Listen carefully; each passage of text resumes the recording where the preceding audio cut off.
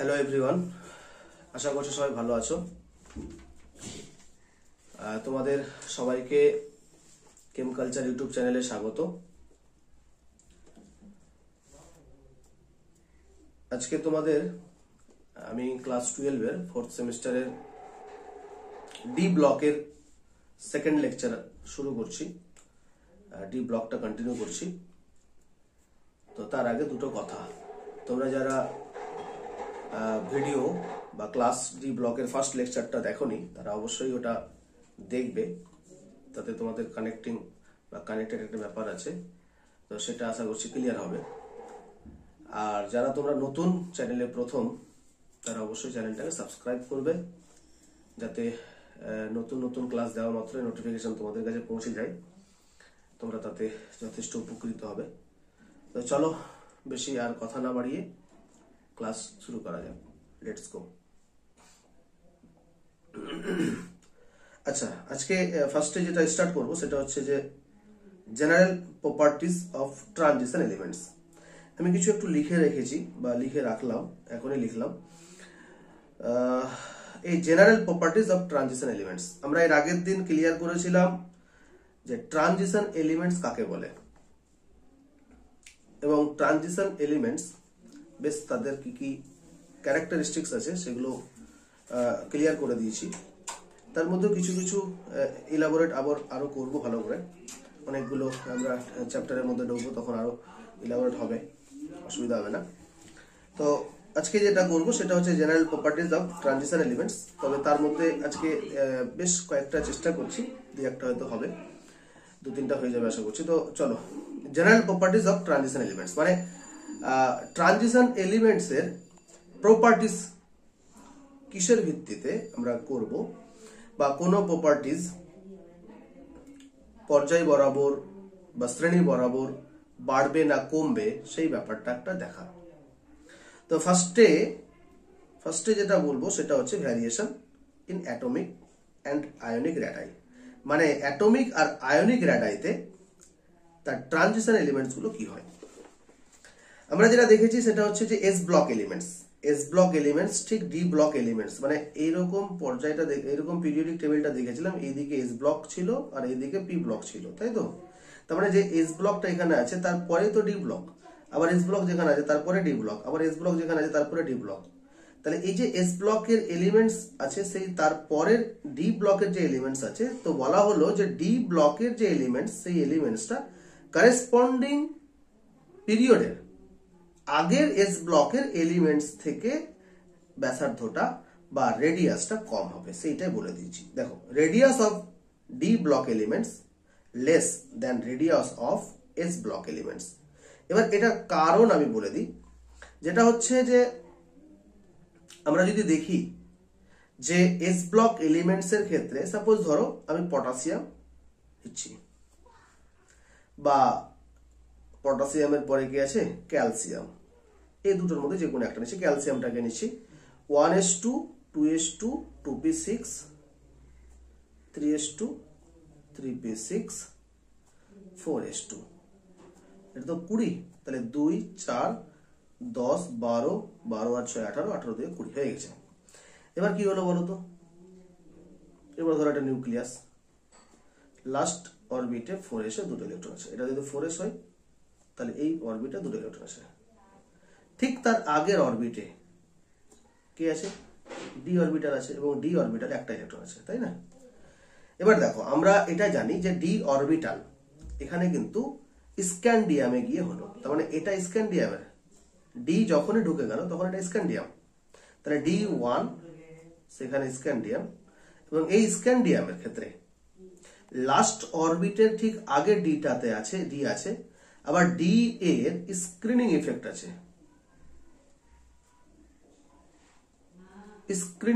আছে, যার জন্য নিউক্লিয়াসের যে আধান, নিউক্লিয়াসের যে অ্যাট্রাকশন, সেটা কি করে লাস্ট অরবিটের উপরে বেশি অ্যাট্রাকশনটা বাড়িয়ে দিতে পারে ডি অরবিটালের উপস্থিতি বা ডি অরবিটালের আগমনের জন্য। এই যে ডি অরবিটালের আগমন হচ্ছে, এই কি করে নিউক্লিয়াসের আকর্ষণটাকে বাইরের কক্ষের ইলেকট্রনের প্রতি বাড়িয়ে দেয়, যেটাকে আমরা স্ক্রিনিং ইফেক্ট বলে থাকি, বা এটাকে আমরা বলি কি বলে আবরণী প্রভাব। ঠিক আছে, আবরণী প্রভাব বা ভেদন ক্ষমতা যেটা বলা হয় আর কি। তো এইটা যেহেতু হয়ে যায়, তাই এই ক্ষেত্রে মানে স্ক্যান্ডিয়াম, ক্যালসিয়াম থেকে যখন স্ক্যান্ডিয়ামে যায় তখন স্ক্যান্ডিয়ামের ক্ষেত্রে এই আকর্ষণটা বেড়ে যায় বলে এই কক্ষপথটা কিছুটা ছোট হয়ে যায়, মানে রেদার দ্যান ক্যালসিয়াম, যার জন্য ডি ব্লক এলিমেন্টসের মানে রেডিয়াসটা কম কার থেকে, radius of S block elements. তবে সেম পিরিয়ড অবশ্যই হতে হবে, সেম পিরিয়ডের ক্ষেত্রে এক্স মানে আলাদা কিছু পিরিয়ড হলে সেক্ষেত্রে ডিফারেন্ট হতে পারে বা হবে। আচ্ছা, এবার দেখো, তবে নির্দিষ্ট সারির বরাবর যদি দেখি ডি ব্লক এলিমেন্টস গুলোর বাম দিক থেকে ডান দিকে প্রথমে আকারটা হ্রাস পায়। এইটা খুব ইম্পর্টেন্ট। কি বলেছে, একটা নির্দিষ্ট সারি বরাবর যদি ডি ব্লক এলিমেন্টস গুলোকে দেখি তাহলে বাম দিক থেকে ডান দিকে প্রথমে আকারটা হ্রাস পাবে, তারপরে আবার অপরিবর্তিত থাকে এবং শেষের দিকে কি হয়ে যায়, বেড়ে যায়। আবার কি বললাম, প্রথম দিকে কমে যাচ্ছে, তারপরে প্রায় অপরিবর্তিত থাকছে এবং শেষের দিকে বেড়ে যাচ্ছে। খুব সুন্দরভাবে কথাটা বলা।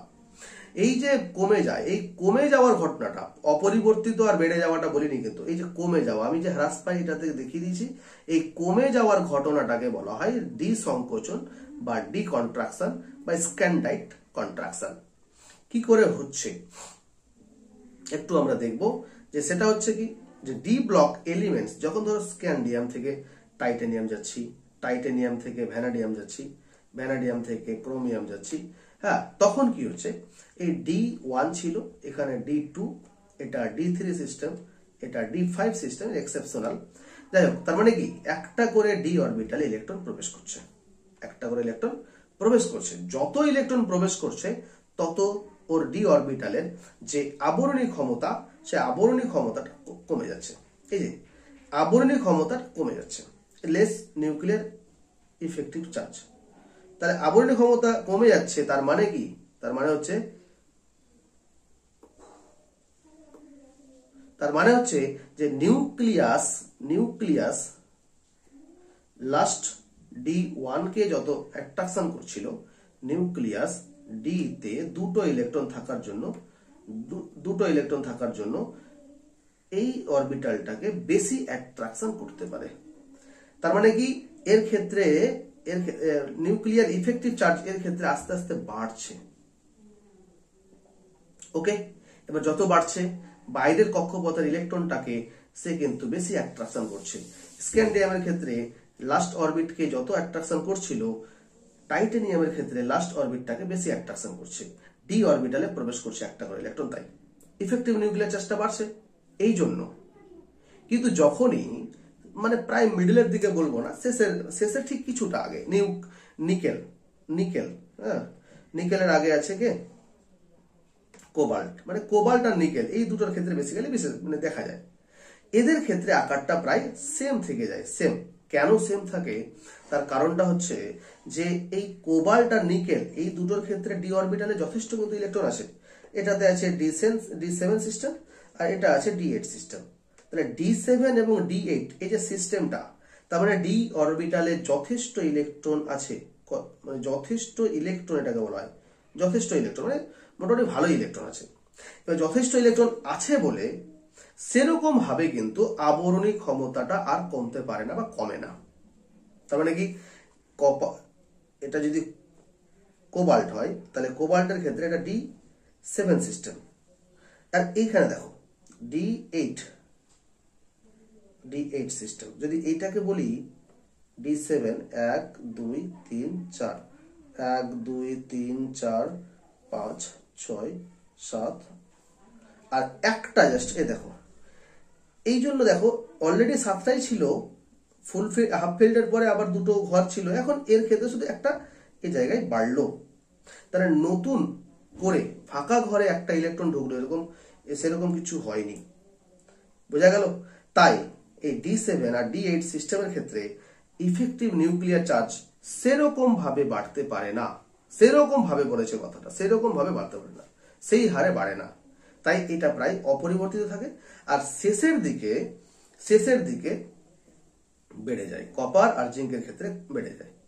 ওকে, কপার আর জিঙ্কের ক্ষেত্রে বেড়ে যাওয়ার কারণটা কি, কপার আর জিঙ্কের ক্ষেত্রে বেড়ে যাওয়ার কারণটা আমি একটু দেখিয়ে দিই। যে কপারের ক্ষেত্রে দেখো, কপার কি হয়, 3D10 4S1। তাহলে কপারের ক্ষেত্রে এই যে 3D10 সিস্টেম আছে। দেখো আমি অরবিটালটা এই কি বলে ব্লকগুলোকে দেখিয়ে দিচ্ছি, 1 2 3 4 5 6 7 8 9 10। দেখো তার মানে কি, কপারে যখনই মানে নিকেল থেকে যখনই কপার চলে আসলো তখন কিন্তু প্রত্যেকটা ঘর পেয়ার্ড হয়ে গেল, পেয়ার্ড হলো না? আর এই যে ইলেকট্রন ইলেকট্রন পেয়ার বলেছি, ইলেকট্রন ইলেকট্রন পেয়ার, আর যখনই প্রত্যেকটা ঘরে পেয়ার্ড তখন ইলেকট্রন ইলেকট্রন পেয়ারিং যে রিপালসান, এগুলোর এই যে রিপালসান রিপালসিভ যে ফোর্স, এইটা তখন বেশি হয়ে যায়। কার সাপেক্ষে? তার সাপেক্ষে যতটা নিউক্লিয়াস বাইরের কক্ষের ইলেকট্রনটাকে টানতে পারে, 4s এর ইলেকট্রনটাকে টানতে পারবে, তার থেকে এই রিপালসানটাই বেশি হয়ে যায়। এবার রিপালসান বেশি হলে কি হবে? ও তো আরো অরবিটটাকে দূরে ঠেলে দেবে না? রিপালসান অ্যাট্রাকশনের থেকে বেশি হচ্ছে তখন। কেন? কারণ ইলেকট্রন ইলেকট্রন রিপালসানটাই বেশি, এখানে প্রত্যেকটা ঘরে জোড় হয়ে যাচ্ছে। তখন ওই রিপালসানটা বেশি হয়ে যাওয়ার জন্য লাস্ট অরবিটটাকে অ্যাট্রাকশন করতে পারে না তা না, তবে অ্যাট্রাকশনের থেকে রিপালসানটাই বেশি হয়ে যায়, যার জন্য কপার আর জিঙ্কের ক্ষেত্রে বেশি বেড়ে যায়। তবে এখন কোশ্চেনটা হচ্ছে যে স্যার জিঙ্কেরও তো স্যার 3D10 সিস্টেম। হ্যাঁ ঠিকই আছে 3D10 সিস্টেম, বাট এটাও তো দেখতে হবে 4s-এও কি, 4s-এও পেয়ার্ড। তাই এই কপারের ক্ষেত্রে 4s-টা আনপেয়ার্ড ছিল, বাট জিঙ্কের ক্ষেত্রে কপারটা পেয়ার্ড, সরি জিঙ্কের ক্ষেত্রে 4s-টা পেয়ার্ড। তাহলে এটাও পেয়ার্ড অ্যাজ ওয়েল অ্যাজ 4s-ও পেয়ার্ড। এখানে কপারের শুধু অনলি 3D পেয়ার্ড, তাই এখানে রিপালসিভ ফোর্স যেটা সেটা বেশি, তার থেকেও বেশি জিঙ্কের ক্ষেত্রে, কারণ এর ক্ষেত্রে দুটোই পেয়ার্ড, তাই কপারের থেকেও আবার জিঙ্কটা বেড়ে যায়। বোঝাতে পারলাম? তাহলে আমরা এইটা বুঝে গেলাম। এবার একটা আমরা গ্রাফ আঁকবো, বুঝতে পারলে? এই যে গ্রাফ, আমরা যা কথা বললাম সেই গ্রাফটা আমরা একটা গ্রাফিক্যাল প্লট করছি। চলো তোমরা দেখতে থাকো কিভাবে আকারটা বাড়ে, কিভাবে আকারটা কমে।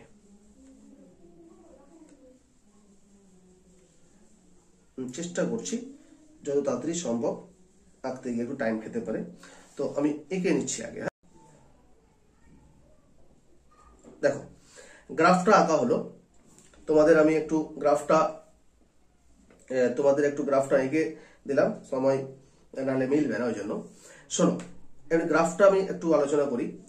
এই যে গ্রাফ, এই গ্রাফিক্যাল প্লটটা ভালো করে দেখে নাও যে 3D সারি, এটা 3D সারি, এটা 4D সারি, এটা 4D সারি, এটা 5D সারি। আচ্ছা 3D থেকে 4D তে আকার বাড়ে, এটা স্বাভাবিক।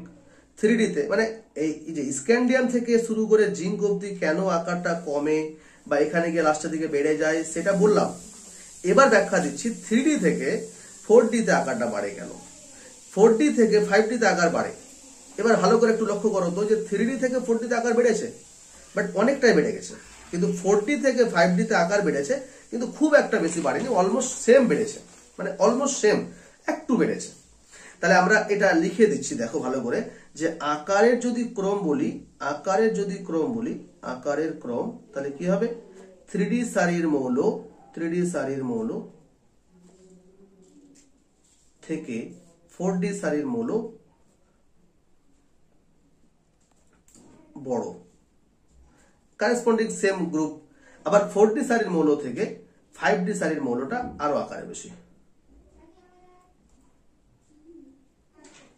ঠিক আছে, এবার তোমাদেরকে নতুন আমি সংযোজন করছি, দেখো ভালো করে, অন্য কালিতে সংযোজনটা করাচ্ছি যে 3D সারির মৌল থেকে 4D সারির মৌল অনেকটাই বাড়ে। আবার 4D সারির মৌল থেকে 5D সারির মৌলর ক্ষেত্রে এটা প্রায় অলমোস্ট সেম, মানে বেড়ে থাকে বাট অলমোস্ট সেম, মানে মোটামুটি। দেখো এই জায়গাটা দেখো, এই জায়গাটা দেখো, এই যে জায়গাটা দেখাচ্ছি, দেখো এই জায়গাটা, কোন জায়গাটা? এই জায়গাটা দেখো, এই জায়গাটা দেখো, মোটামুটি সেম বেড়েছে, মানে বেড়েছে কিন্তু অলমোস্ট সেম, দেখো মোটামুটি লেগে গেছে কাছাকাছি।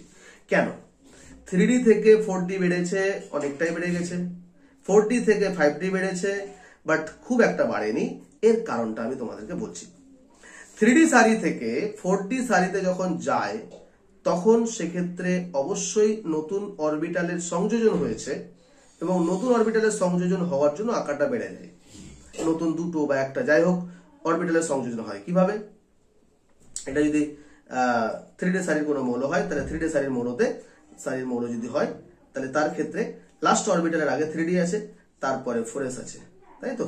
কিন্তু 4s এর ক্ষেত্রে যাও, 4s এর ক্ষেত্রে কি 3D এর পরেও আছে 4s, 4s এর পরেও আছে 4p, 4p এর পরেও আছে 4d, হ্যাঁ, তারপরে আছে 5s, যাই হোক 4f, এগুলো আছে। এবার এই মানে নিউক্লিয়াস থেকে এখানকার বাইরে কক্ষের ইলেকট্রনের যা দূরত্ব, এই 5s, 5s, তাই নিউক্লিয়াস থেকে 5s এর অরবিটালের যে দূরত্বটা অবশ্যই বেশি, তাই অনেকটাই বেড়ে গেছে, অনেকটাই বেড়ে গেছে। কিন্তু আমার কাছে কোশ্চিন হচ্ছে যে আমি কেন এই যে 5d অরবিটাল, 5d সিরিজ যেটা, সেই 5d সিরিজটা কেন অলমোস্ট সেম। এবার দেখো 5d সিরিজের ক্ষেত্রে এটা 4d, কিন্তু হ্যাঁ 4d ওয়ালা 4d সিরিজ। 5d সিরিজের ক্ষেত্রে 5d সারির ক্ষেত্রে কি হয়, d অরবিটাল গুলো থাকে 3d 4d, হ্যাঁ, আর একটা যেটা থাকে 5s, যাই হোক, আর একটা যেটা থাকে 4f অরবিটালও থাকে, কি থাকে, তাহলে এদের ক্ষেত্রে শুধুমাত্র ল্যান্থানয়েড সংকোচন একটু হয়, আবরণী ক্ষমতা একটু হয়, এর ক্ষেত্রে আবরণী ক্ষমতা হয়, তার সাথে আরেকটা কন্ট্রাকশন যোগ হয়ে যায় 4f অরবিটালটা প্রবেশ করার জন্য। এক্ষেত্রে ল্যান্থানয়েড কন্ট্রাকশন হয়, ল্যান্থানয়েড কন্ট্রাকশন হয়। এই ল্যান্থানয়েড কন্ট্রাকশনের জন্য 4f অরবিটালের জন্য f অরবিটাল কি করতে পারে, ভেদন ক্ষমতাটা আরো দুর্বল, মানে আরো বেশি পরিমাণে ও কিন্তু অ্যাট্রাকটিভ করায় বাইরের কক্ষটাকে। তাহলে ল্যান্থানয়েড কন্ট্রাকশনের জন্য লাস্ট অরবিটের ইলেকট্রনটাকে এখানকার যে 5d সারির যে নিউক্লিয়াসটা আছে সে বেশি টানতে পারে, এই অরবিটালের উপস্থিতির জন্য ল্যান্থানয়েড কন্ট্রাকশন হয়, তার মানে আকারটা ছোট হয়ে যায়, বাইরের কক্ষের ইলেকট্রনটা 6s অরবিটালের যে দুটো কি বলে একটা ইলেকট্রন বা দুটো ইলেকট্রন যাই হোক না কেন, এই অরবিটাল ইলেকট্রনগুলোকে তারা কিন্তু বেশি পরিমাণে টানতে পারে। ওকে, যার জন্য 5d সিরিজের মৌলের আকার বাড়ে, বাট খুব একটা বাড়তে দেয় না, এটাই হচ্ছে তার ব্যাখ্যা। তাহলে এই ব্যাখ্যাটা বুঝে গেলাম, হ্যাঁ, এই ব্যাখ্যাটা যে বুঝলাম, আমি ক্লাসে আছি, পরে ফোন করছি, হ্যাঁ, ঠিক আছে।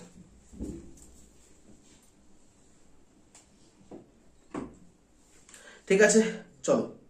আয়নিক রেডিয়াস, তাহলে রেডিয়াস, আয়নিক রেডিয়াস,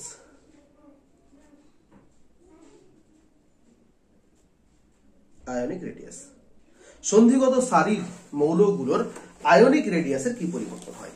আয়ন যেমন ধরো কি বলে স্ক্যান্ডিয়াম প্লাস, আমি প্রত্যেকটা প্লাস করছি, titanium plus plus, vanadium plus, এদের ক্ষেত্রে কি হবে, এর থেকে এর আকারে কি পরিবর্তন, এর থেকে এর আকারে কি পরিবর্তন, ভ্যানাডিয়াম থেকে ক্রোমিয়াম এর আকারে কি পরিবর্তন, মানে প্লাস ওয়ানই তো প্লাস ওয়ান। তো এক্ষেত্রে বলা হলো যে পরমাণুর আকার যেরকম, মানে এলিমেন্টস এর নর্মাল যেরকম আকার, বাম দিক থেকে ডান দিকে যখন যাচ্ছিলাম তখন আকার হ্রাস পাচ্ছিল, তখন তেমন এর ক্ষেত্রেও আকার হ্রাস পাবে। তার মানে সন্ধিগত মৌলগুলির আকার বা ব্যাসার্ধ বাম দিক থেকে ডান দিকে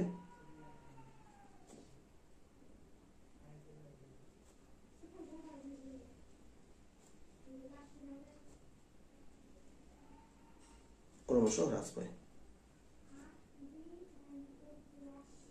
ঠিক আছে, যদি আমরা বলি যে স্ক্যান্ডিয়ামের নিচে কি আছে, স্ক্যান্ডিয়ামের নিচে আছে ইট্রিয়াম, তাহলে ইট্রিয়াম, এই যে স্ক্যান্ডিয়াম থেকে ইট্রিয়াম, তাহলে স্ক্যান্ডিয়াম থেকে ইট্রিয়াম মানে 3d থেকে 4d, এটা বুঝালাম একই সিরিজের। এবার বুঝাচ্ছি 3d সিরিজ থেকে 4d সিরিজে। এক্ষেত্রে যদি আমরা দেখি তাহলে তাদের ক্ষেত্রে কি হবে, একই রকম গল্প, হ্যাঁ, যে 3d সারির মৌলের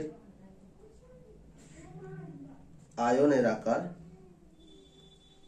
আয়নের ব্যাসার্ধ অপেক্ষা 4d সারির মৌলের আয়নের ব্যাসার্ধ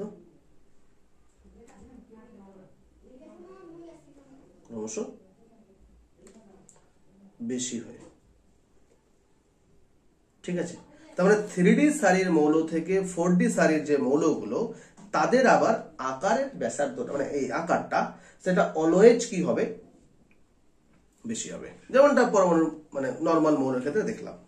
আচ্ছা, এবার গল্পটা হচ্ছে যে আমরা একই মৌলের ক্ষেত্রে যদি একই মৌল সেম Fe বা Fe2+ মানে Feর ক্ষেত্রে আর কি, Feর ক্ষেত্রেই যদি তাদের চার্জ আধান কম বা বেশি হয়, তখন সেক্ষেত্রে আকারে কি পরিবর্তন হবে। তো আমরা একটু বলে দিই যে আধান একই মৌলের ক্ষেত্রে যদি মানে আয়ন আলাদা আলাদা হয়, Fe2+, Fe3+, তখন কি হবে, আধান হ্রাস পেলে আকারটা বৃদ্ধি পাবে। সোজা কথা। কার ক্ষেত্রে কি হয় আমি জানি না বা বলতেও চাচ্ছি না এখন, তবে সন্ধিগত মৌলের ক্ষেত্রে যদি আধানের সংখ্যা হ্রাস পায় তাহলে আকারটা অবশ্যই বৃদ্ধি পাবে। যেমন Fe3+ আর Fe2+, আমি লিখে রেখেছি, এদের মধ্যে কার আকারটা বড়, Fe2+ এর আকারটা বড় হবে। ঠিক আছে, যেমন ধরো Mn আর Mn, এটা ধরো 3+, এটা ধরো প্লাস, তার মানে এর আকারটা বেশি। যেমন ধরো নিকেল মানে কি বলে +2 থেকে যদি নিকেল +1 আমি যদি বলছি যদি পাওয়া যায়, তখন কিন্তু আকারটা বাড়বে। ঠিক আছে, এই হচ্ছে আমাদের একই মৌলের ক্ষেত্রে আকারের পরিবর্তন, একই মৌলের ক্ষেত্রে। ওকে, আশা করছি ক্লিয়ার। যে কোনো মৌলের ক্ষেত্রে তোমরা এরভাবে বার করতে পারবে। চলো, এবার হচ্ছে আয়োনাইজেশন পোটেনশিয়াল। খুব ইম্পর্টেন্ট একটা টপিকে ঢুকলাম। আশা করছি তোমাদের অ্যাটমিক রেডাই এবং আয়নিক রেডাই ক্লিয়ার হলো। আয়োনাইজেশন এনথালপি, নেক্সট হচ্ছে আয়োনাইজেশন এনথালপি। বোঝা গেল? আয়োনাইজেশন এনথালপি মানে কি আমরা জানি, the minimum energy required to remove the electron from the outermost orbits. তাহলে বলবো কি, the minimum energy required to remove the electron from outermost orbits is known as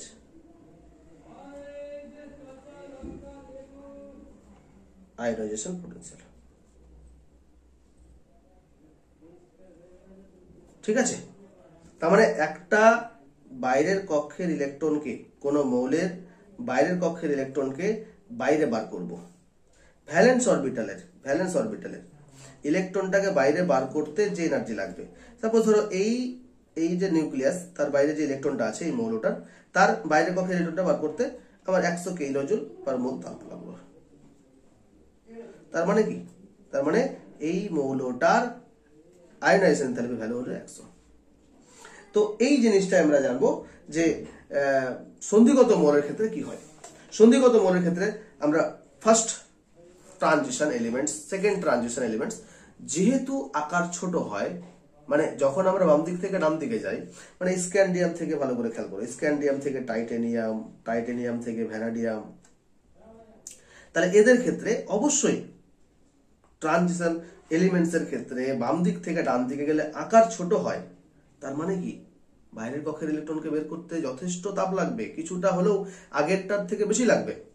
তার মানে আমরা বলে দিলাম যে বাম দিক থেকে ডান দিকে মৌলগুলির আই মানে আয়োনাইজেশন এনথালপি ভ্যালু বৃদ্ধি পাবে। বোঝা গেল? চলো, নাম্বার 2 কি বললাম, যে তার আগে যে অরবিটটা, তার আগে যে এলিমেন্টস গুলো থাকে, কারা, এস ব্লক এলিমেন্টস।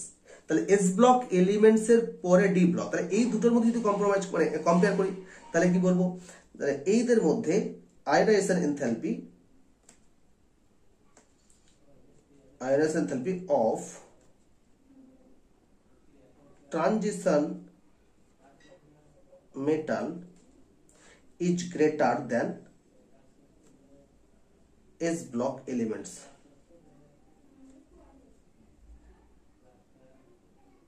আমরা এর আগে ক্লিয়ার করলাম কি, যে ট্রানজিশন এলিমেন্টস এর আকারটা এস ব্লক এলিমেন্টস থেকে ছোট হয়, মানে এস ব্লক এলিমেন্টস এর আকার ডি ব্লক এলিমেন্টস থেকে, এটা ডি ব্লক কিন্তু, হ্যাঁ ডি ব্লক এলিমেন্টস এর আকারটা এস ব্লক থেকে তো ছোট। তাহলে ছোট হলে তো আয়োনাইজেশন এনথালপি বেশি লাগবে, কারণ ছোট যত হবে অ্যাট্রাকটিভ ফোর্স নিউক্লিয়াসের সাথে তার বেশি আছে, তাই ওটাকে বার করা যথেষ্ট টাফ, বেশি তাপ দিয়ে বার করতে হবে। বোঝাতে পারলাম? তাই ট্রানজিশন মেটালের ক্ষেত্রে এই আয়নাইজেশন পোটেনশিয়ালের ভ্যালুটা এস ব্লক এলিমেন্টস এর থেকে বেশি হয়। ওকে, এবার আমরা চলে যাব যে বাম দিক থেকে ডান দিকে, যেটা বললাম বাম দিক থেকে ডান দিকে আই ভ্যালুটা বৃদ্ধি পায়, ওটা বলে দিয়েছি। আচ্ছা, ডি অরবিটাল একটা করে সংযোজন হয়, যার জন্য আবরণী ক্ষমতাটা কমে যায়, যার জন্য ভেদন ক্ষমতাটা মানে ওর বাইরে কক্ষে ইলেকট্রনের প্রতি অ্যাট্রাকশনটা বেড়ে যায়। ঠিক আছে। আচ্ছা, এবার গল্পটা হচ্ছে যে আমরা যদি বলি যে 3D এবং 4D 5D সারির যে মৌলগুলো, তাদের শেষ অরবিটালের যে শেষ মৌলগুলো, যে মানে সরি 3D 4D 5D এদের শেষ যে মৌলগুলো, যেমন ধরো 3D সারির শেষ মৌল, 3D সারির শেষ মৌল কে বলো তো? জিঙ্ক। 4D সারির শেষ মৌল কে বলো? সিডি নাকি? আর 5D সারির শেষ মৌল কে বলো তো? এইচজি। এদের first ionization enthalpy is very high. কেন বলতো? কারণ এ হচ্ছে 3D 10 4s2, 3D 4D 10 5s2, আর এর ক্ষেত্রে 5D 10 6s2, তাই তো? তাহলে দেখো ভালো করে খেয়াল করো যে আমরা যদি বলি যে এদের ফার্স্ট আয়নাইজেশন এনথালপি বেশি ভেরি হাই, তাহলে ডি অরবিটাল যেটা সেটাও ফুলফিলড, এস অরবিটাল এস এর জন্য ফুলফিলড। এর জন্য এই অরবিট মানে এই মৌলগুলো তাদের বাইরের কক্ষের ইলেকট্রনটাকে বার করতেই চায় না। এবার যদি প্রথমটা বার করতে মানে করিয়ে দেওয়া হয়, তাহলে দ্বিতীয়টা সে বার করতে রাজি হয়ে যায়, কারণ ডি অরবিটাল তখন ফুলফিলড একটা স্টেবিলাইজড পেয়ে যাবে তার জন্য। তাই 3D সারির মৌলগুলোর বা 4D সারির মৌলগুলোর বা 5D সারির মৌলগুলোর শেষ অরবিট যারা, তাদের ফার্স্ট আয়নাইজেশন এনথালপি মানে প্রথম ইলেকট্রনটা বার করতে। ফার্স্ট আয়নাইজেশন এনথালপি মানে কি? প্রথম ইলেকট্রনটা বার করা। প্রথম ইলেকট্রন বার করতে যে তাপ লাগে, প্রথম ইলেকট্রন বের করতে যে তাপ লাগে, যে তাপ শক্তির প্রয়োজন, সেটা হচ্ছে ফার্স্ট আয়নাইজেশন এনথালপি। আমি বলে দিলাম। সেকেন্ডটা না, প্রথমটা বার করতে যে পরিমাণ তাপ শক্তি লাগে সেটা হচ্ছে প্রথম ফার্স্ট আয়নাইজেশন এনথালপি। এই হচ্ছে first ionization enthalpy 3D 4D এবং 5D সারির ক্ষেত্রে লাস্ট যে এলিমেন্টসটা তাদের ফার্স্ট আয়নাইজেশন এনথালপি ভ্যালুটা বেশি, তার জন্য Zn প্লাস সহজে ফর্ম করতে চায় না, তারপরে Cd প্লাস ফর্ম করতে চায় না, মানে Hg প্লাস ফর্ম করতে সহজে চায় না। এই আয়ন এরা সহজে এরা সহজে মনোক্যাটায়নে বা পাওয়া যায় না, এদের মনোক্যাটায়নে পাওয়া যায় না। এদের মানে এরা বা এদের, যাই হোক, এদের সহজে মনোক্যাটায়ন অবস্থায় পাওয়া যায় না, এদেরকে বেসিক্যালি পাওয়া যায় না। তাহলে আমরা এই অবধি কি শিখলাম এটাই যে প্রথম আয়নাইজেশন এনথালপিটা কার ক্ষেত্রে বেশি, কার ক্ষেত্রে কম, এবং কেন বেশি কেন কম। এবার চলে আসি সেকেন্ড আয়নাইজেশন এনথালপির উপরে গল্প। সেকেন্ড আয়নাইজেশন এনথালপি সেকেন্ড মানে দ্বিতীয় ইলেকট্রন। আমরা যা বললাম তার প্রথমটাই বলেছি, প্রথম উচ্চারণ করলেও প্রথমটা ভাববে ওটা, প্রথম উচ্চারণ না করলেও ভাববে প্রথমটাই বলেছি। এবার আমরা যেটা বলবো হলো second ionisation enthalpy. Second ionisation enthalpy পরমাণু ক্রমাঙ্ক বৃদ্ধির সাথে সাথে পরমাণু ক্রমাঙ্ক বৃদ্ধির সাথে সাথে সেকেন্ড আয়নাইজেশন এনথালপি ভ্যালু কি হয়? বৃদ্ধি পায়। অবশ্যই বৃদ্ধি পাবে সন্ধিগত মৌলের ক্ষেত্রে। হ্যাঁ, সন্ধিগত মৌলের ক্ষেত্রে বলছে, তাহলে প্রথম আয়নাইজেশন এনথালপি বাড়ে, মানে আস্তে আস্তে বাড়ে। সেকেন্ড আয়নাইজেশন এনথালপিটাও বাড়ে এক্সেপ্ট কপার আর ক্রোমিয়ামের জন্য। হ্যাঁ, সেকেন্ড আয়নাইজেশন এনথালপির ভ্যালুটা ট্রানজিশন এলিমেন্টস এর ক্ষেত্রে পরমাণু ক্রমাঙ্ক বৃদ্ধির সাথে সাথে বৃদ্ধি পাবে। এক্সেপশনাল ক্রোমিয়াম আর কপার। এবার এক্সেপশনাল ক্রোমিয়াম কপার এটা এই জন্যই বলেছি কারণ এদের ক্ষেত্রে প্রচুর তাপ শক্তি লাগে, এদের ক্ষেত্রে মোটামুটি বেশি লাগে, ফার্স্ট থেকে সেকেন্ডটা, আর এরা এক্সেপশনাল মানে এদের ক্ষেত্রে প্রচুর তাপ শক্তি লাগে, সেকেন্ড ইলেকট্রনটা এর ক্ষেত্রে বার করা খুবই টাফ।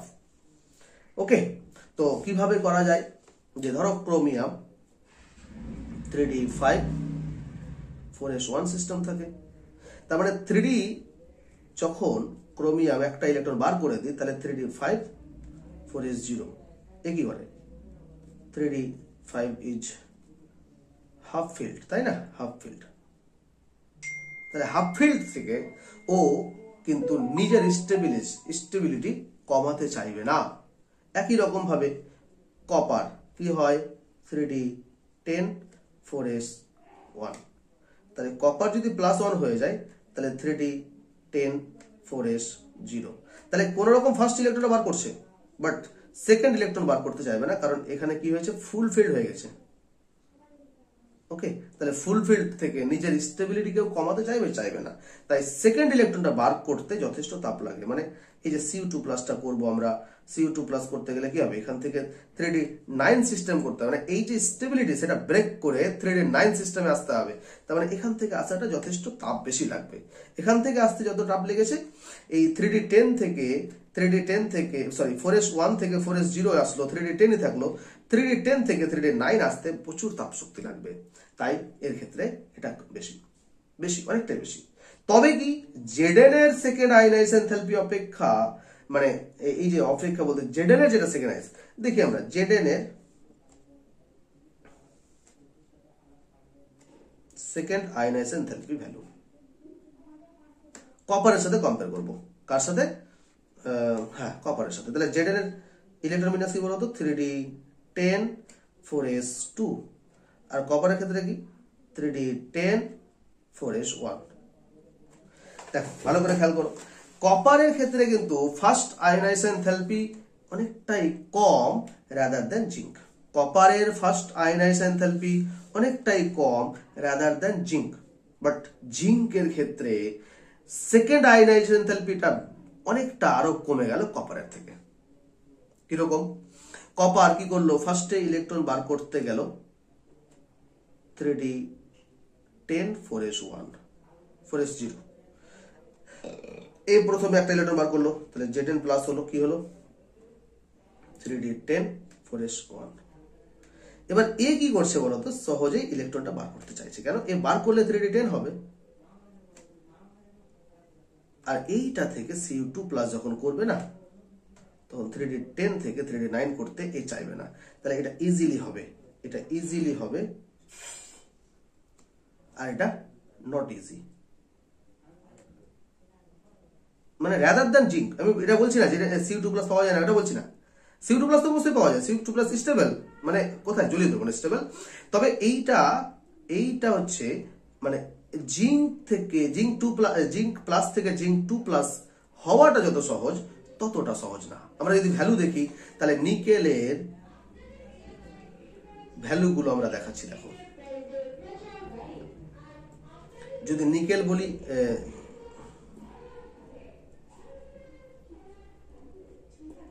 আচ্ছা যদি নিকেল, তারপরে কপার, তারপরে জিঙ্ক, দেখো এটা ফার্স্ট আইই ভ্যালু বলবো, আর এটা হচ্ছে সেকেন্ড আইই ভ্যালু,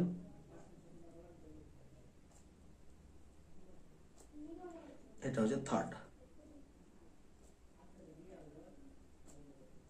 ঠিক আছে, আচ্ছা এর ক্ষেত্রে 763 কিলোজুল পার মোল, অবশ্যই ইউনিট গুলো কিলোজুল পার মোল। ঠিক আছে, যাই হোক 763, এটা 745, আর এটা হচ্ছে 906। এর সেকেন্ড যেটা সেটা হচ্ছে 1752, আর এর ক্ষেত্রে 1958, আর এর ক্ষেত্রে 1734। দেখো ভালো করে খেয়াল করো, কপার ফার্স্ট ইলেকট্রনটা বার করেছে 745 লেগেছে, এ ফার্স্ট ইলেকট্রন বার করেছে, তাহলে ফার্স্ট ইলেকট্রন বার করেছে 906 লেগে গেছে। দেখো ভালো করে খেয়াল করো, এবার সেকেন্ড যখন ইলেকট্রন বার করতে যাচ্ছে তখন এর ক্ষেত্রে প্রচুর লাগছে, আর এর ক্ষেত্রে সেই রকম লাগছে না, 1900 থেকে অনেকটাই কম লাগছে। তাহলে ফর CU আমরা শর্টকাটে লিখছি and ZN। ফার্স্ট IE তে কে বলো তোমরা? জিঙ্ক বেশি কপারের থেকে, তাই তো? কারণ 4s2 থেকে 4s1 হতে চায় না। এবার সেকেন্ড IE তে চলে যাও, সেকেন্ড IE ভ্যালুটা কার? কপারের বেশি, কার থেকে? জিঙ্কের থেকে। এটাই বুঝে যাচ্ছি।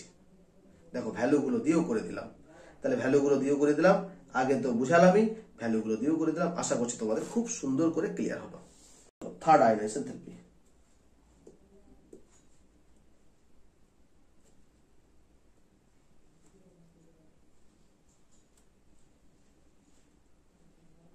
দেখো তাহলে আমরা একটু ক্লিয়ার করে দিই। সন্ধিগত মৌলের ক্ষেত্রে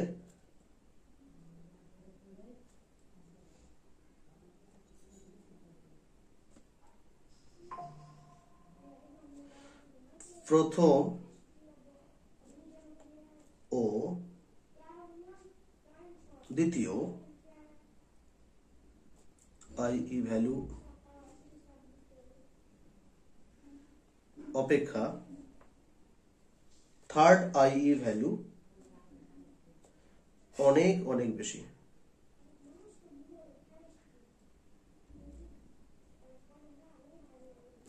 ঠিক আছে, তাহলে আমরা যদি বলি ফার্স্ট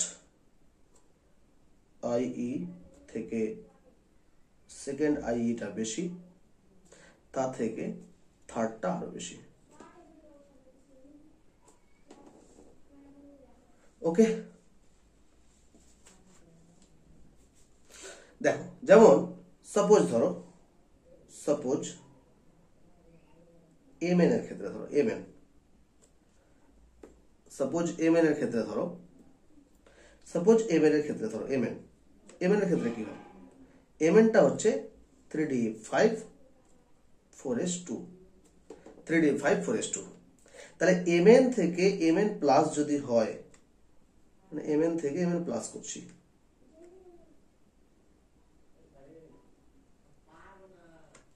তাহলে MN থেকে MN প্লাস করছি, তাহলে এটা 3D5 সিস্টেম ছিল 4s2, এটা 3D5 4s1।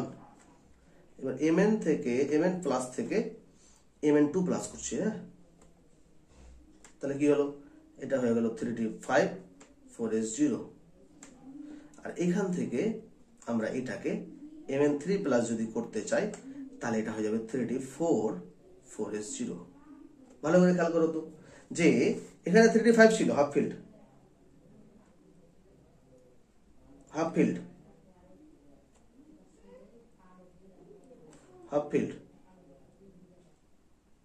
but not half filled।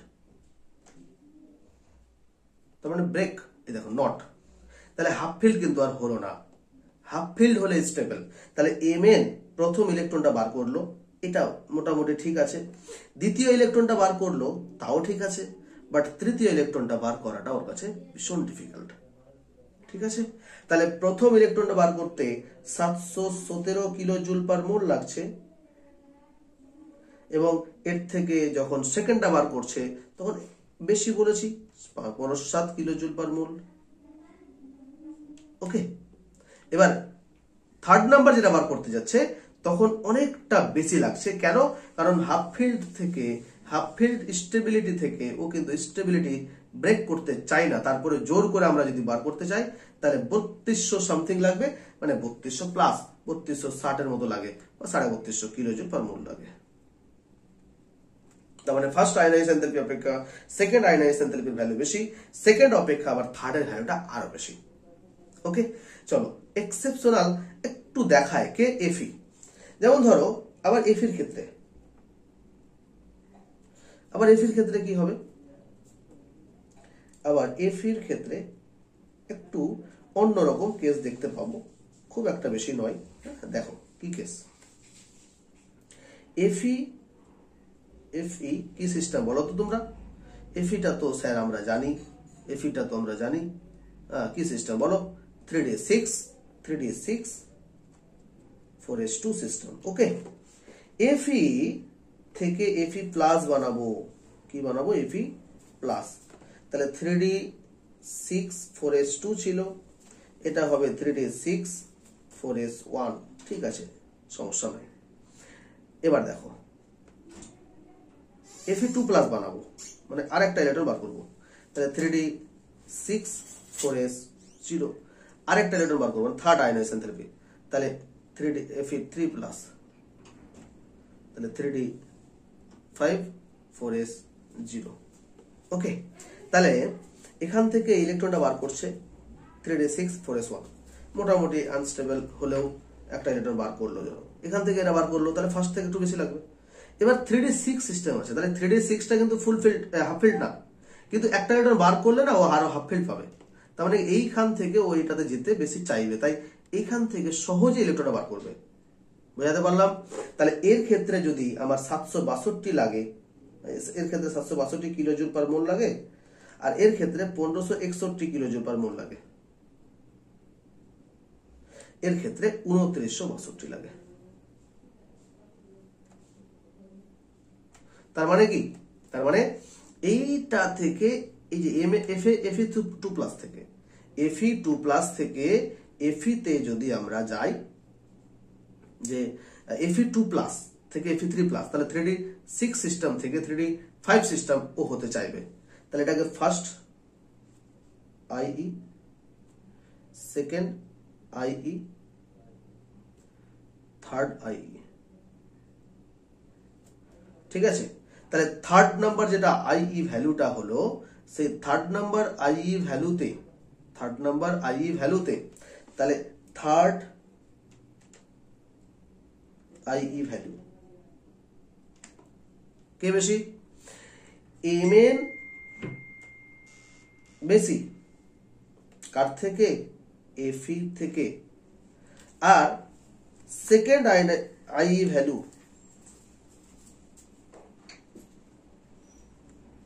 কে বেশি? Fe বেশি Mn থেকে। ভালো করে দেখে নাও, Fe বেশি Mn থেকে। ফার্স্টেরটা গল্পটা ছেড়ে দাও, ফার্স্টের গল্পটা তো হবে ফার্স্ট। তাহলে এই থার্ড নাম্বারটা আর সেকেন্ড নাম্বারটা আমি কম্পেয়ার করে তোমাদেরকে দেখে দিলাম। আশা করছি ক্লিয়ার হলো। তাহলে এটা ফার্স্ট IE, সেকেন্ড IE, এটা থার্ড IE। বুঝতে পারলাম? ঠিক আছে, চলো, আশা করছি ক্লিয়ার। যদি কোনো জায়গায় ডাউট থাকে, কোনো জায়গায় প্রবলেম থাকে, অবশ্যই আমাকে তোমরা কমেন্টে বলবে। হ্যাঁ, আশা করছি সুবিধা হবে তোমাদের। এবং যদি মাঝে মাঝে মনে হয় যে একটু বুঝতে অসুবিধা আছে, তুমি ভিডিওটাকে স্লো করে দেখতে পারো, বা আবার কেটে নিয়ে, একটু মানে কেটে নিয়ে বলতে আবার আগিয়ে নিয়ে ধীরে ধীরে দেখতে পারো। ঠিক আছে, আশা করছি তোমাদের সুবিধা হলো। চলো, এরপরে আমরা যেটা দেখবো সেটা হচ্ছে, আচ্ছা একটা জিনিস, একটা কোশ্চেন লিখছি। ঠিক আছে, চলো নেক্সট আমরা এবার যেটা দেখবো, Zn একটু কেস দেখবো। Zn2 প্লাস পাওয়া যায়, বাট Zn3 প্লাস পাওয়া যায় না। এটা তো সিম্পল, Zn এক্সিস্ট করে, but generally does not exist.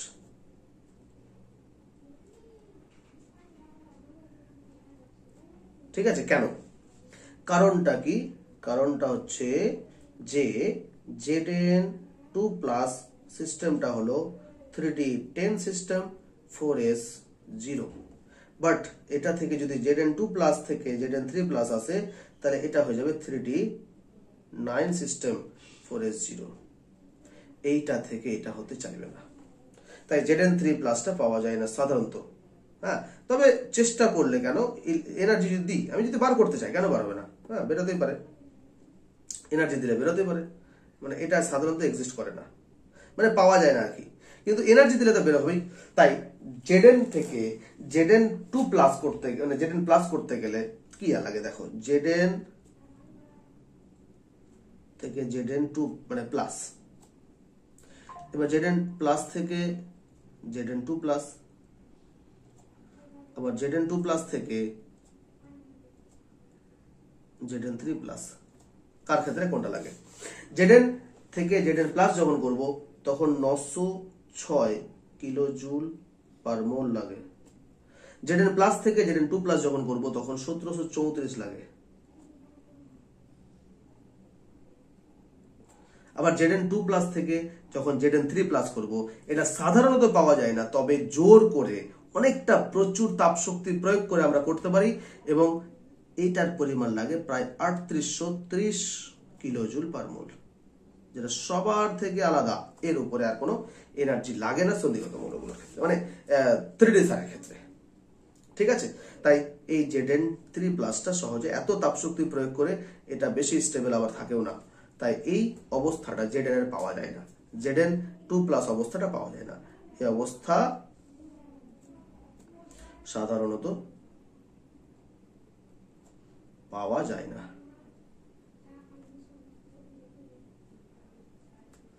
বুঝতে পারলাম? এই হচ্ছে আমাদের গল্প। এবার গেল একটা সারি বরাবর, হ্যাঁ, এদের সন্ধিগত মৌলগুলোর একটা সারি বরাবর আয়োনাইজেশন পোটেনশিয়াল ভ্যালু। আমরা এবার দেখাবো সেটা হচ্ছে 3D সারি থেকে 4D সারি, 3D থেকে 4D, 4D থেকে 5D তে আইই ভ্যালু এর মানের পরিবর্তন।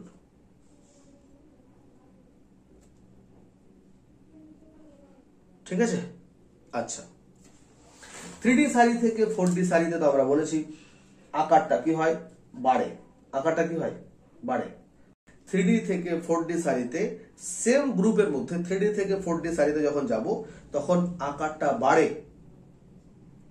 তাহলে হিসাব মতো আয়োনাইজেশন পোটেনশিয়াল বা আয়োনাইজেশন এনথালপি ভ্যালুটা কমে যাওয়ার কথা, কিন্তু আয়োনাইজেশন এনথালপি ভ্যালুটা কমে যায়, বেড়ে যায়। কমে যাওয়ার কথা, বাট বেড়ে যায়। কেন? কারণ 3D থেকে 4D তে যখন যাব তখন ডি অরবিটালটা প্রবেশ করে। 3D তেও থাকে, বাট 4D তে আর একটা এক্সট্রা ঢুকতো। ওকে, আবার 4D থেকে 4D সিরিজ থেকে যখন 5D সিরিজে যখন যাব তখন 3D 4D তো থাকে, অ্যাজ ওয়েল অ্যাজ 5D ও থাকে, তার সাথে সাথে আবার 4F অরবিটালের আবির্ভাব হয়, যেটা ল্যান্থানয়েড কন্ট্রাকশন দেখায়। আর এই জন্য তারা আকর্ষণটা বেশি করে। তাহলে কি বলবো, ডি অ্যান্ড এফ অরবিটালের দুটো ক্ষমতা, একটা আবরণী ক্ষমতা আর এফ এর ল্যান্থানয়েড সংকোচন। বুঝাতে পারলাম? আর তার সাথে তার আগের কক্ষের যে এনএস অরবিটাল থাকে, সেই এনএস অরবিটালের ইলেকট্রনগুলোর অধিক ভেদন ক্ষমতা করে। মানে এই যে কন্ট্রাকশনটা করছে বলে বাইরের কক্ষের এস অরবিটাল গুলো বেশি পরিমাণে নিউক্লিয়াস দ্বারা অ্যাট্রাক্ট হয়। ঠিক আছে, যার জন্য ওদের ইলেকট্রনটাকে বার করতে বেশি তাপ শক্তিটা লাগে।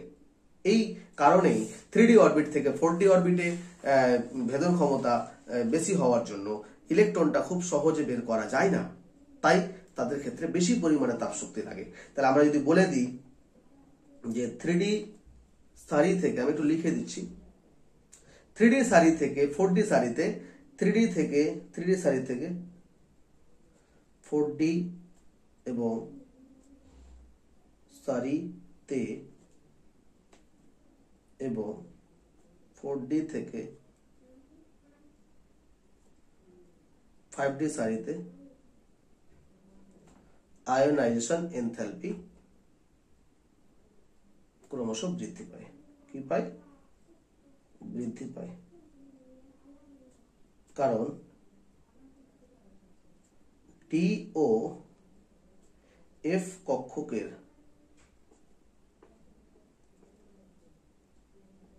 দুর্বল আবরণী ক্ষমতা, দেখো,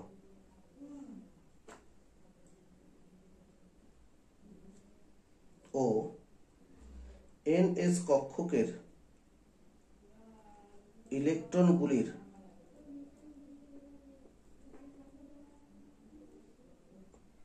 অধিক ভেদন ক্ষমতার জন্য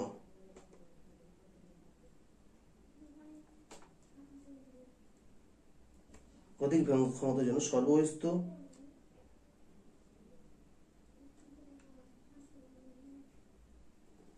কক্ষের ইলেকট্রনগুলি নিউক্লিয়াস দ্বারা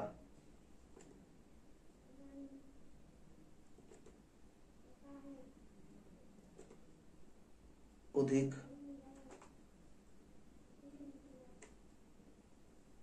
আকর্ষণ বল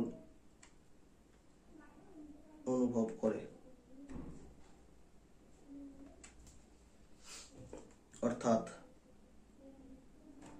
জেড ইফেক্ট বেড়ে যায়। জেড ইফেক্ট মানে ইলেকট্রনকে টানার যেটা একটা ক্ষমতা বেড়ে যায়, তাই আই ভ্যালু, আই মান বৃদ্ধি পায়। কমার কথা বাট বেড়ে যাচ্ছে। তাহলে একটু দেখিয়ে দিচ্ছি, স্ক্যান্ডিয়ামের নিচে কি আছে বাবু? স্ক্যান্ডিয়ামের নিচে ইট্রিয়াম, ইট্রিয়ামের নিচে গেছে ল্যান্থানাম, তারপরে কি আছে বলো? টাইটানিয়াম, টাইটানিয়ামের নিচে জার্কেনিয়াম, জার্কেনিয়াম জেডার, তার নিচে হফনিয়াম। আচ্ছা, এরকম চলতে থাকবে, আমি মাঝখানেটা লিখলাম না। কপার, তার নিচে এজি, তার নিচে এইউ, তারপরে জিঙ্ক, ক্যাডমিয়াম, তার নিচে এইচজি। ওকে, এবার এদের ক্রমটা দেখিয়ে দিচ্ছি। আইই ক্রম, আই অর্ডার, কার? স্ক্যান্ডিয়ামের থেকে ইট্রিয়ামের বেশি, তারপরে ল্যান্থানামের আরো বেশি দেখিয়ে দিলাম। ঠিক আছে, টাইটানিয়াম থেকে জার্কেনিয়ামের বেশি, তার থেকে হফনিয়ামের বেশি। কপারের থেকে এজি এইউ তার বেশি। জিঙ্কের থেকে সিডি, তার থেকে এইচজি বেশি। ঠিক আছে, তাহলে এই হচ্ছে 3D থেকে 4D, মানে নিচে নিচে তোমাদেরকে দেখিয়ে দিলাম। দেখো ভালো করে খেয়াল করো, নিচে নিচে গেলে আয়নাইজার এনথালপি ভ্যালুটা কি পরিবর্তন হবে সেটা সুন্দর করে দিলাম, এবং কেন হবে পরীক্ষা আসতে পারে তার জন্য এটা আমি সুন্দর করে লিখে দিলাম। সবই মোটামুটি লিখিয়ে দিচ্ছি। ঠিক আছে, তাহলে আশা করছি তোমরা এইটাও সুন্দর করে বুঝতে পারলে। ঠিক আছে, তো চলো পরে আমরা নতুন একটা টপিকে ঢুকছি। তো ঠিক আছে, থাক, আজকে আর নতুন টপিক করাচ্ছি না, কারণ সময় অনেকটাই হয়ে গেছে। ভিডিও লেন্দি করে তোমাদের হয়তো একটু চাপ হতে পারে, ক্লাস অনেকটা বড় হয়ে গেল। যাই হোক, তো তোমরা ক্লাসটা মন দিয়ে করবে। কোনো জায়গায় যদি অসুবিধা হয় আমাকে বলবে, কমেন্টে লিখবে। আশা করছি তোমাদের খুব উপকার হবে, খুব সুবিধে হবে। তোমাদের ডি ব্লক, এটা সেকেন্ড লেকচার, অনেকটাই আমি চেষ্টা করলাম তোমাদেরকে ক্লাসের মধ্যে দিয়ে দেওয়ার। আয়নাইজ এনথালপি কভার করলাম, ফার্স্ট, সেকেন্ড, থার্ড আয়নাইজ এনথালপি, এবং অরবিটাল গুলোর তাদের আকার, তাদের আয়নিক রেডিয়াস, এগুলো সবই করিয়ে দিলাম। তো আজকে এইটুকুই থাকুক। পরের ভিডিওতে আবার নতুন টপিক আমরা শুরু করব আশা করছি। তো চলো, আর পড়াশোনা না, দুটো কথা। কি? বেশি ডিপলি তোমরা ভাববে জিনিসটাকে নিয়ে, বেশি ডিপলি ভাববে কিভাবে এগুলো হচ্ছে, কেন হচ্ছে। এগুলো যত তুমি ভাববে তোমার ক্লাস, তোমার পড়া তোমার কাছে তত মধুর হবে। মাঝে মাঝে ফ্রি হওয়ার জন্য ঘোরাঘুরি করবে, মাঝে মাঝে ফ্রি হওয়ার জন্য যেভাবে তুমি তোমাকে নিজেকে ঠিক রাখতে পারো সেভাবে, সেরকম ভাবে নিজেকে ঠিক রাখার চেষ্টা করবে।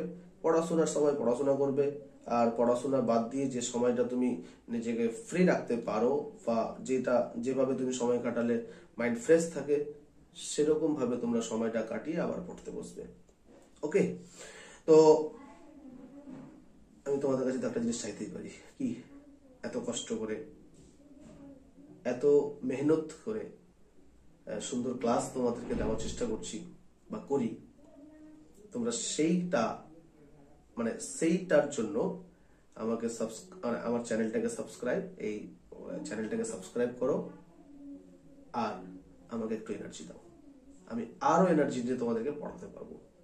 ঠিক আছে, তো চলো, ভালো থাকো, সুস্থ থাকো, সবাইকে ধন্যবাদ। দেখা হচ্ছে পরের ভিডিওতে। চলো, টাটা।